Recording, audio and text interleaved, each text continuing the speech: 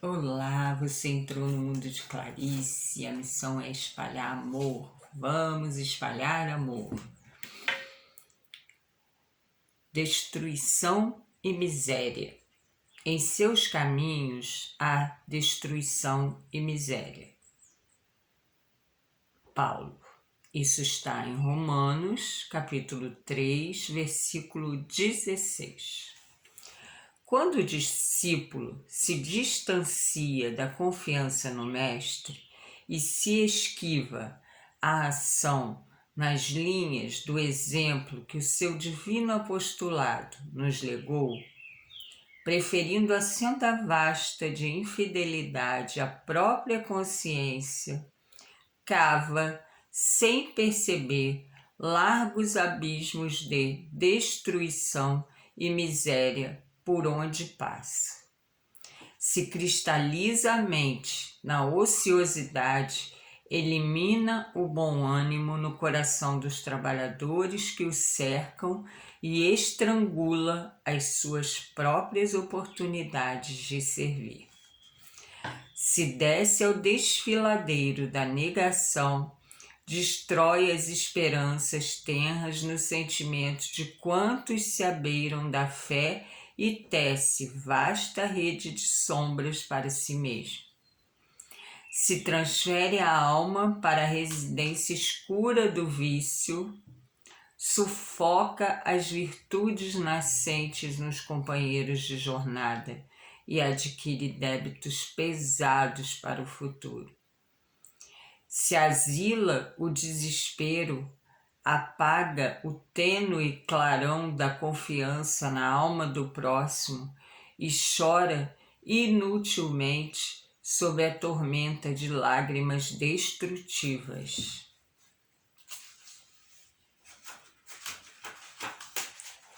Se busca refúgio na casa fria da tristeza, asfixia o otimismo naqueles que o acompanham e perde a riqueza do tempo em lamentações improfícuas. A determinação divina para o aprendiz do Evangelho é seguir adiante, ajudando, compreendendo e servindo a todos. Estacionar é imobilizar os outros e congelar-se. Revoltar-se é chicotear os irmãos e ferir-se. Fugir ao bem é desorientar os semelhantes e aniquilar-se. Desventurados aqueles que não seguem o Mestre que encontraram, porque conhecer Jesus Cristo em espírito e viver longe dele será espalhar a destruição em torno de nossos passos e conservar a miséria dentro de nós mesmos. Essa é a lição 27 do livro Fonte Viva, de Chico Xavier, pelo Espírito Emmanuel. Destruição e miséria. É um texto pesado, né, gente? Mas a gente precisa olhar para isso. Em seus caminhos há destruição e miséria, disse Paulo.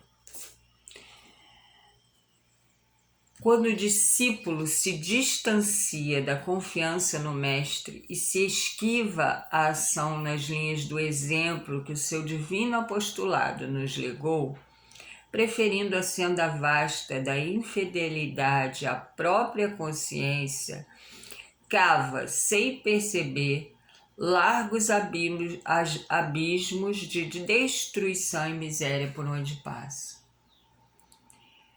Isso aqui, né, é bem a porta estreita e a porta larga, né?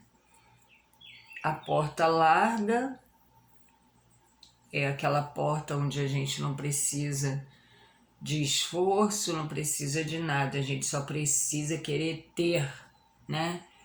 Ter enlouquecidamente, materialmente, ter prazer, ter felicidade, né? Ter êxtase, ter alucinação, e aí a gente entra nessa porta, né? E aí a gente, depois de muito tempo, é que a gente vai perceber que são largos abismos de destruição e miséria. Então, assim, a gente precisa entender essa questão do nosso livre-arbítrio, das nossas escolhas. Tudo me é lícito, mas nem tudo me convém. Acho que é isso. Ou, resumindo, tudo posso, mas nem tudo me convém, né? Na nossa doutrina, a gente aprende que a gente pode tudo. Nada é proibido, tá? Nada a gente... como que eu vou dizer? Enfim, a doutrina não proíbe nada da gente, mas a gente aprende essa frase, né? Que tudo está ao nosso alcance, tudo a gente pode fazer, sem nenhuma proibição, mas nem tudo é bom pra gente, nem tudo nos convém. E aí entra a responsabilidade dos atos. Isso é muito sério, né? Às vezes a gente pensa que é livre, mas quando eu comecei a estudar a doutrina, né, esse capítulo que explica a liberdade mostra o quanto a gente é preso quando a gente acha que a gente é livre e o quanto a gente é livre quando a gente entende a responsabilidade dos nossos atos, a nossa consciência. Isso é tão legal, nossa, mas eu não vou entrar aqui em detalhes porque é um estudo, né? E depois eu até tento fazer um vídeo aqui sobre isso, mas assim, isso é muito importante, gente. Se cristaliza a mente na ociosidade, elimina o bom ânimo no coração dos trabalhadores que o cercam e estrangula as suas próprias oportunidades de servir. É aquela história, né? A mente vazia, a gente começa a pensar besteira, e a besteira a gente está criando, porque com o pensamento a gente cria, né? Tudo começa no nosso pensamento, no nosso sentimento. Então, muito cuidado com a mente na ociosidade, né? Se desce ao desfiladeiro da negação, destrói as esperanças tenras no sentimento de quantos se abeiram da fé e tece vasta rede de sombras para si mesmo. É aquela história, né? Você não quer acreditar, né? Então você fica minando aqueles que têm fé, né? E você até tem, né? Mas você quer viver diante daquela negação. E aí você acaba com a esperança, você destrói a esperança. E aí a gente fica pensando, uma pessoa sem esperança vai para onde? Só pode ser para a escuridão, né? Eu acho, não sei. Mas eu fico pensando. E aí aqui fala, tece vasta rede de sombras para si mesmo. Ou seja, forma aquela história da nuvem da família Adams, né? Forma aquela nuvem em cima dele e tudo vai ficar escuro, não adianta, né? Se transfere a alma para a residência escura do vício. Sufoca as virtudes nascentes nos companheiros de jornada e adquire débitos pesados para o futuro. Nossa, o vício. Ai, gente, eu e a Maria passamos por uma situação agora, esse mês de Natal. A gente ali, passando numa praça, e nós vimos um jovem muito bonitinho, muito novinho, muito novinho e muito bonitinho. E ele usava tipo uma fantasia, assim, uma camisa por cima de uma blusa, uma bolsinha, uma meia até o joelho, um shortinho, uma maquiagem assim, tipo um blush, né, aqui assim, com aquela bochecha vermelhinha, alguma coisa assim, tipo um glitter, enfim, uma fantasia, né? E vinha andando com uma garrafa de bebida e ele ia e parava e dava aquela golada.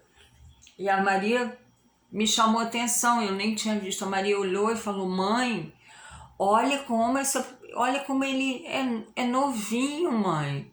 Novinho assim, bebendo desse jeito, ela falou.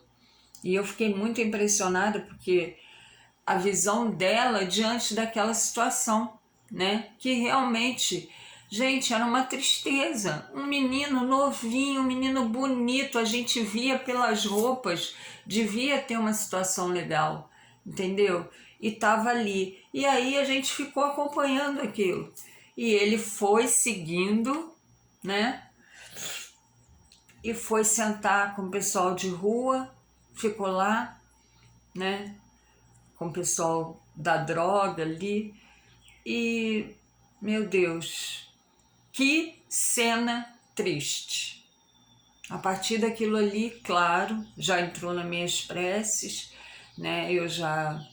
Toda vez eu lembro daquele menino, e aí a gente pensa quando esses meninos estão no nosso caminho, né? O que fazer? Se revoltar ou amparar? É tão difícil, né? Nossa, a família, ela se desgasta. Meu Deus, é tão complicado. Mas existem muitas formas de ajudar. Aí vem aquela história que eu sempre falo que se a gente não está conseguindo sozinho, a gente pede ajuda, que a gente vai conseguir. Mas lembrando, isso é uma coisa que é preciso lembrar, que aqui fala assim: adquire débitos pesados para o futuro. Além, né, de precisar de um esforço muito grande, mas ele consegue, com certeza, se há vontade, né? Se há vontade, se há esforço, se há 1% de chance, vai haver 100%, tem que haver 100% de esforço. Mas adquire débitos pesados para o futuro. E o corpo, né? O corpo debilitado por aquele vício. Então, assim, aquela história do fluido vital que eu falei, né? A gente vem com um combustível, mas se a gente usa mal aquele combustível, ele vai faltar lá na frente, né? Então pode abreviar a nossa vida na Terra, né? Então isso é muito sério. O que o nosso livre-arbítrio, as nossas escolhas fazem com a gente? Vamos pensar nisso, gente. Essa história que a gente viveu, essa situação, é muito triste. Primeiro porque assim, ele estava alucinado, ele não conseguia ver nada à volta dele, nada. Ele nem viu que a gente estava ali observando ele, né? E na hora eu fiz uma prece e aí eu fiquei olhando, aí tinha uma mulher assim, de rua, né? Aquelas bem jogada mesmo, sem nenhum cuidado com ela mesmo. E tinha um outro rapaz que eu fiquei reparando as roupas também, sabe? Roupa, sapato, tudo muito do bom. Então você vê que aquilo ali é um caminho, ai, tão louco, né? De repente ele tinha ali na casa dele tudo, mas aí ele foi experimentar, né? E aí não conseguiu, porque queria mais, E aí ele larga a casa dele para ficar deitado num papelão na rua. Então, assim, aí a gente vem com aquela história dos invisíveis. Gente, cada um tem a sua história. Tu já pensou nisso? Como essas pessoas foram chegar às ruas, né? Chegaram às ruas. Esse caminho tortuoso, o que é isso, né? Aí vem, se asila o desespero, apaga o tênue clarão da confiança na alma do próximo e chora inutilmente sob a tormenta de lágrimas destrutivas. Aí já fala sobre a questão de se lamentar, né? Que fica ali envolto aquelas lágrimas e não consegue enxergar porque aquilo está tudo embaçado, não vê a luz e aí vai a escuridão tomando conta.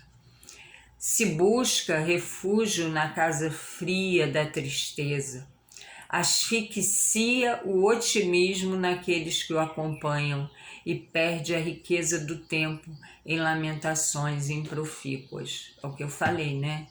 Aí você imagina, destrói a esperança e busca a tristeza. Meu Deus, né? Que sombra, que rede de sombras, que situação. A determinação divina para o aprendiz do Evangelho é seguir adiante, ajudando, compreendendo e servindo a todos.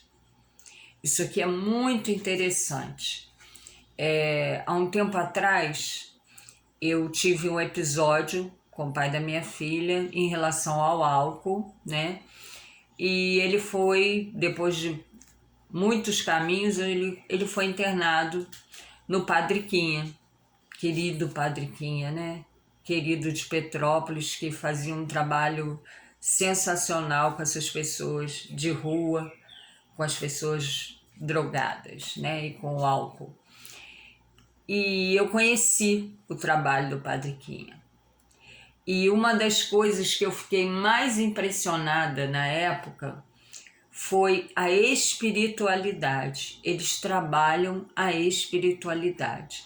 E aí a gente vê o quanto que o espiritual, o quanto que a nossa mente faz a diferença, né? O Padre Quinha trabalhava, né, no sentido na doutrina, né, na Igreja Católica, né? E trabalhava a mente. Então, assim, uma das coisas mais legais foi isso, sabe? Chegar lá e ver aquele trabalho trabalhando a espiritualidade daquelas pessoas que caíram no erro, né? Mas que por algum motivo, ou pela família, ou por ele mesmo, quis mudar, né? Porque aí volta a questão. Foi o teu livre-arbítrio que escolheu. Então é o teu livre-arbítrio que precisa querer ajuda. Porque a família pode te ajudar, todo mundo pode te ajudar. Mas se você não quiser, não acontece nada. Então esse foi um dos pontos que, assim, eu fiquei muito impressionada. Como a gente precisa trabalhar a mente. E aí, num outro episódio, eu fui ai meu Deus, esqueci. Né? Aos Alcoólicos Anônimos. Fui acompanhando um amigo e aí, quando eu cheguei lá, eu vi o trabalho que é feito em cima da espiritualidade também.